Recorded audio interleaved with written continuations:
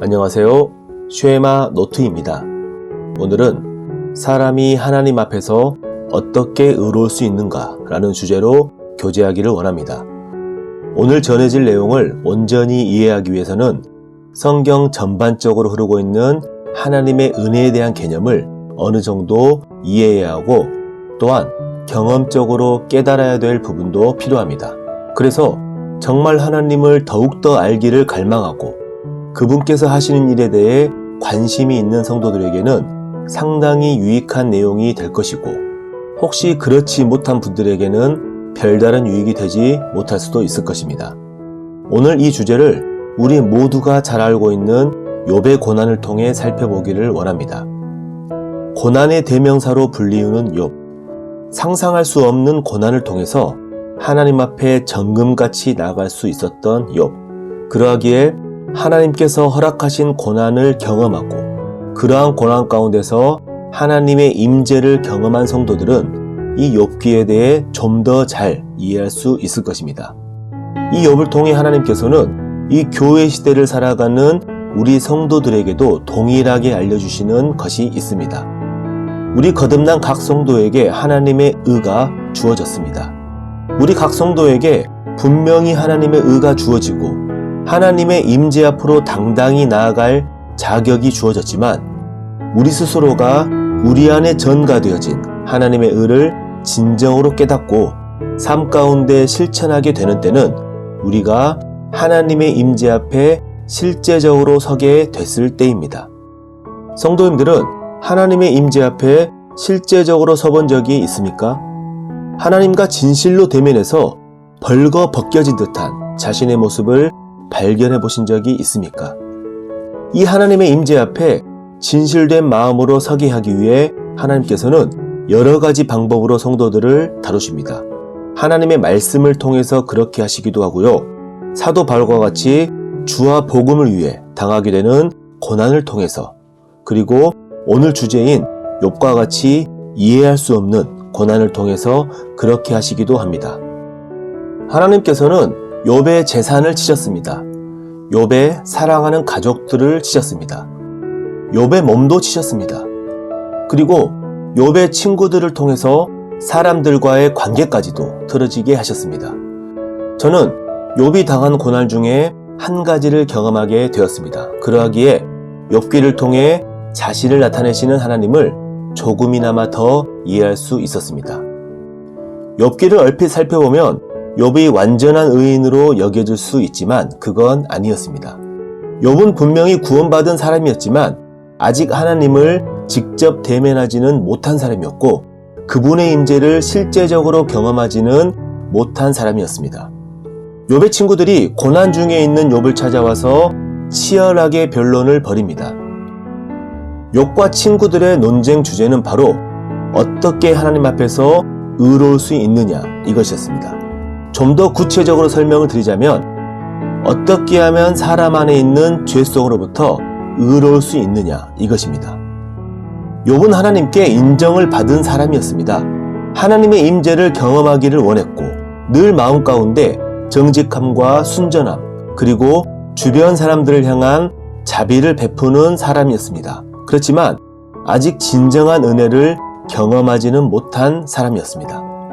하나님의 은혜로 구원을 받았지만 자신을 구원하여 주신 은혜가 무엇인지를 진정으로 깨닫지는 못했다는 것입니다. 하나님의 은혜가 어떻게 작용하고 역사하는지에 대해서는 잘 알지 못했다는 의미입니다. 욥의 세 친구들은 더더욱 이 은혜에 대한 개념이 없었죠. 그래서 욥의 친구들의 말들은 정말 그럴듯하고 죄에 대한 하나님의 공의에 대해서는 잘 설명할 수는 있었지만 하나님의 은혜에 대해서는 거의 무지한 상태였던 것입니다. 그래서 욥이 당한 고난은 너의 죄로 말미암은 것이다. 너가 지은 죄를 회개해라. 욥은 아니다. 나는 하나님 앞에서 잘못한 것이 없고 정직하고 순전하게 행했다. 하나님만이 나의 의를 알아주시고 나의 억울함을 풀어주실 수 있는데 내가 하나님을 만나지 못한 것이 정말 한탄스럽구나. 욥과 친구들의 대화는 이런 것이었습니다. 둘 다 하나님의 은혜에 대해서는 잘 모르는 상태였던 것입니다. 은혜란 자격 없는 죄인에게 베푸시는 하나님의 호의입니다. 긍휼을 받을 자격이 없는 죄인들에게 베푸시는 호의입니다. 내가 잘하고 의로워서 은혜를 받은 것이 아니라는 것입니다. 그리고 마침내 이들 앞에 하나님께서 나서십니다. 무지한 말로 생각을 어둡게 하는 자가 누구냐? 라는 말씀으로 나타나십니다. 이란 하나님의 임재 앞에 서게 되었을 때 욥은 죄를 머리에 뒤집어 쓰고 회개하겠다고 말합니다. 귀로만 들었던 하나님을 실제로 보게 되었다고 고백합니다. 하나님의 임재 앞에서 자기 은은 아무런 소용이 없고 무가치함을 깨달은 것입니다. 자신의 교만과 무지함을 회개하고 하나님 앞에 엎드리게 됩니다. 이것은 마치 로마서 7장에 오호라 나는 곤고한 사람이로다. 이 사망의 몸에서 누가 나를 건져내랴 라고 외친 고백과 같은 것입니다. 그러한 욥을 하나님께서는 기쁘게 받아주셨다고 말씀하십니다. 하나님께서 이제 욥의 의가 되어주신 것입니다. 구원을 받았지만 여전히 자기 의로 하나님께 나아가려 했던 욥이었고 분명 욥이 가진 자기 의는 사람들의 눈에는 정말 순전하고 정직하고 옳게 보였다 할지라도 거룩하시고 공의로우신 하나님 앞에서는 보잘것없고 가치 없는 의였을 뿐이었다는 것을 깨닫게 하신 것입니다. 그리고 하나님의 은혜로 주어지는 그분의 의를 바라보도록 하신 것입니다. 이것이 바로 욥기의 핵심입니다. 욥기 초반에 보면 어느 날 하나님께서 사탄에게 질문하십니다. 네가 내 종 욥을 주의하여 보았느냐? 사탄이 욥에 대해 먼저 말한 것이 아니라 하나님께서 먼저 하셨다는 사실을 주목해야 합니다. 욥의 고난과 시험은 사탄이 준 것이 아니라 하나님께서 계획하시고 진행하셨다는 사실입니다. 하나님께서 욥에 대한 모든 계획을 세우시고 진행하셨는데 사탄은 단지 도구에 불과했다는 사실을 주목해야 합니다. 하나님께서는 욥이 가지고 있는 자기 의를 깨뜨리시고 하나님으로부터 주어지는 의를 알려주시기 위해서 이 모든 일들을 계획하셨습니다. 하나님의 진정한 은혜가 무엇인지 그 은혜가 어떻게 작용하고 역사하는지 알려주시기를 원했던 것입니다. 욥이 이 땅에서 잘 먹고 잘 살고 인정받는 이것은 하나님의 진정한 은혜가 아니었습니다. 욥이 하나님을 잘 섬기고 정직하고 자비로워서 은혜를 주신 것이 아니라는 것입니다. 마찬가지로 우리도 하나님의 은혜에 대해서 진정으로 감사하고 자랑할 수 있으려면 반드시 우리가 가지고 있는 자기 의가 얼마나 가치 없고 무능하다는 사실을 깨달아야 합니다. 오히려 우리 안에는 하나님을 거역하고 무시하는 악하고 더러운 죄성이 있다는 사실을 깨달아야 한다는 것입니다. 그러한 악하고 더러운 죄성과 무가치한 자기 의에도 불구하고 하나님께서 찾아오셨고 그분의 의를 심어주셨다는 것입니다. 우리가 하나님을 위해서 무엇을 하는 것이 아니라 하나님께서 우리를 위해 은혜 베푸셨다는 것입니다. 이러한 은혜의 원리를 모르는 상태에서 자기 의를 내세우게 되면 우리는 욥의 친구들처럼 될 위험이 있습니다. 욥의 친구들은 자신들이 알고 있는 하나님에 대한 어설픈 지식으로 고난 가운데 있는 욥을 더 괴롭게 만들었던 것을 보게 됩니다. 하나님께서는 내 안에 있는 무가치함과 악함에도 불구하고 우리를 찾아오셨습니다. 하나님께서는 내 속에서 일하시고 그동안 나 자신도 몰랐던 내 본성의 부정함과 무가치함을 드러내는 일을 하십니다. 바로 나를 위하여 이 일을 하고 계시는 것입니다. 그리고 하나님의 의를 우리에게 심어주셨고 그 의를 붙들게 하시는 것입니다. 이렇게 하나님의 임재 앞에서 내 자신을 드러내시고 나의 부정한 실체를 보게 하시는 것은 하나님을 나에게서 멀어지게 하는 것이 아니라 오히려 하나님을 가까이 하게 이끌어 주시는 것입니다. 이것이 하나님의 은혜입니다.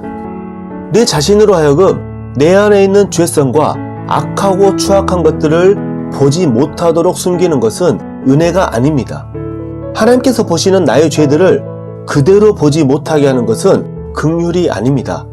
은혜가 무엇이고 긍휼이 무엇입니까?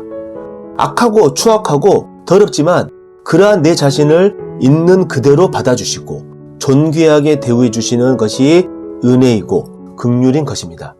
욥기에는 그리스도 안에서 주어지는 이 하나님의 의가 그림자로 잘 나타나 있습니다.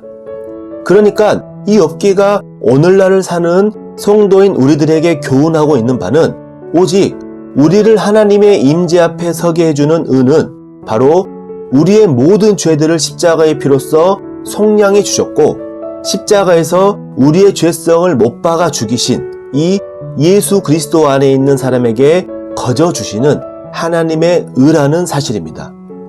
우리 주님께서 하나님께 드리신 의로운 행동으로 말미암아 그 공로 덕분으로 나는 하나님의 존전 앞에 당당히 설 수 있는 것입니다. 우리는 오직 믿음으로 그리스도 안에서 하나님의 의를 얻고 오직 믿음으로 바라보고 누릴 수 있는 것입니다. 여호와께서 욥을 기쁘게 받으셨더라. 이제 하나님 앞에 나온 욥을 하나님께서는 기쁘게 받으셨습니다.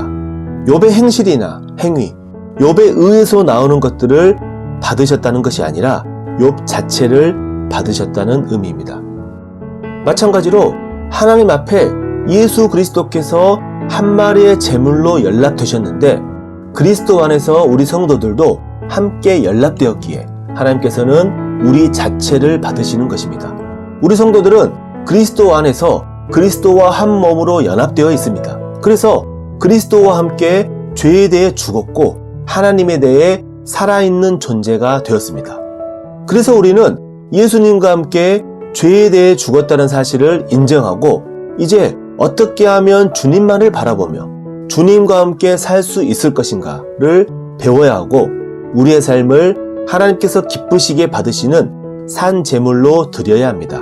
그러할 때 하나님께서 욥을 기쁘게 받으셨던 것처럼 우리를 그리스도 안에서 그 사랑하는 아들 안에서 받아주시는 하나님을 체험하게 될 것입니다.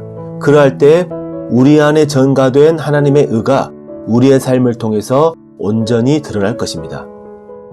제가 짧은 시간에 제작하는 영상이라서 욥기에 대해 많은 설명을 드리지 못한 아쉬움이 있지만 마지막으로 한 가지 더 말씀드리고 싶은 것은 욥기는 부활의 소망을 담은 책이라는 사실입니다. 저는 과거에 욥을 보면서 두려움 가운데 많은 생각이 있었습니다. 자식이 죽었는데 그게 복이라고? 나중에 갑절로 자식을 주셨다는데 그렇다면 이미 죽은 자식은 뭐지? 그게 진정 복인가? 하나님, 전 절대로 감당하지 못하니까, 전 절대 감사하지 못하니까 저 많은 이 고난으로부터 피하게 해주세요. 이렇게 이야기하고 전 두려워했었습니다. 그런데 제가 두려워했던 일이 실제로 일어났습니다. 그런데 저는 신기하게도 그 두렵고도 끔찍한 상황에서 평안하고 감사할 수 있었습니다. 왜냐하면 하나님께서는 이 고난을 통해 부활의 소망이 무엇인지를 알려주셨기 때문입니다. 욥의 자식들은 죽었지만 죽은 것이 아니었습니다. 하나님 아버지 품에서 여전히 살아있는 자녀들이었습니다. 장차 욥이 하나님 품으로 가게 되었을 때에 먼저 간 자식들과 나중에 난 자식들은 모두 다 욥의 자식들로 남게 되는 것입니다. 욥은 잃어버린 자식들이 한 명도 없었던 것입니다. 이렇게 영생이라는 부활의 소망을 이해하고 적용하게 되었을 때 결국에 욥은 축복을 받은 것이고 오히려 더 많은 자녀와 상급을 주시기 위한 하나님의 배려가 되는 것이었습니다. 마찬가지로 우리 성도들도 그리스도 안에서는 그 어떤 것도 결코 잃어버린 것이 없다는 사실을 믿어야 합니다. 우리 주님께서 여기에 대한 본을 먼저 보이셨습니다. 우리 주님께서 한 알의 밀알로 죽으셨지만 부활의 첫 열매가 되셔서 지금 우리 성도님들과 같이 셀 수 없이 많은 부활의 열매들을 맺으셨습니다. 마찬가지로 우리 또한 주님을 본받아서 우리의 삶을 하나님께 온전히 내어드릴 때 비록 육신의 눈으로는 손해를 보고 잃어버린 것이 있는 것처럼 보이겠지만 장차 부활의 때 그 몇 배 이상의 열매로 보상해 주시는 하나님의 은혜와 능력을 경험하게 될 것입니다. 우리 성도들의 진짜 나라는 눈에는 그럴듯하게 보이지만 장차 썩어 없어질 이 세상이 아닙니다. 우리들의 진짜 나라는 썩지 않고 더럽지 않고 쇠하지 않는 영원한 기업이 있는 하늘나라입니다. 우리는 이 영원이라는 시간을 어떻게 보낼 것인지를 준비하며 이 땅의 유한한 삶을 보내고 있는 것입니다. 이러한 부활의 소망을 간직한 채 우리 주님의 능력과 지혜로 살아가는 진정한 복을 누리는 저와 성도님들이 되기를 기도하겠습니다.